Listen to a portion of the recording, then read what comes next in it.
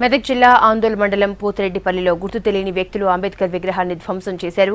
విషయం తెలుసుకున్న ఎమ్మెల్యే బాబుమోహన్ పోతిరెడ్డిపల్లి చేరుకుని అంబేద్కర్ విగ్రహానికి పాలాభిషేకం చేశారు. రాజ్యాంగ నిర్మాత విగ్రహాన్ని ధ్వంసం చేసిన వారిని కఠినంగా శిక్షించాలని అన్నారు.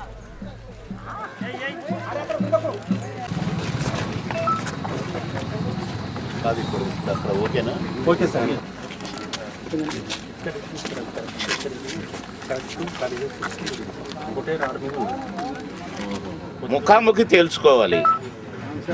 కానీ దేవుడి విగ్రహం ఏం చేస్తుంది?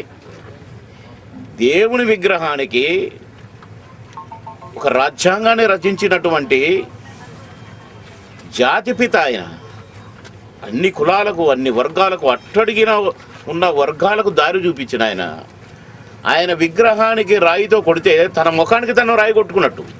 అంబేద్కర్ గారి విగ్రహం ఏం చేస్తుందండి? మిమ్మల్ని నటించాలని ఉంటే రా బాబుమోహన్తో నటించు, ఉపన్యాసం ఇస్తావా రా బాబుమోహన్తో, ఇంకా నీకు రా కమాన్.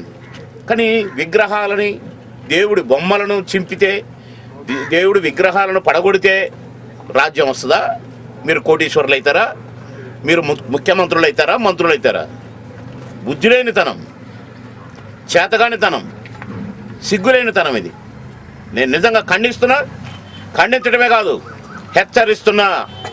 ఫ్యూచర్లో ఇలాంటివి సంభవిస్తే మాత్రం సహించేది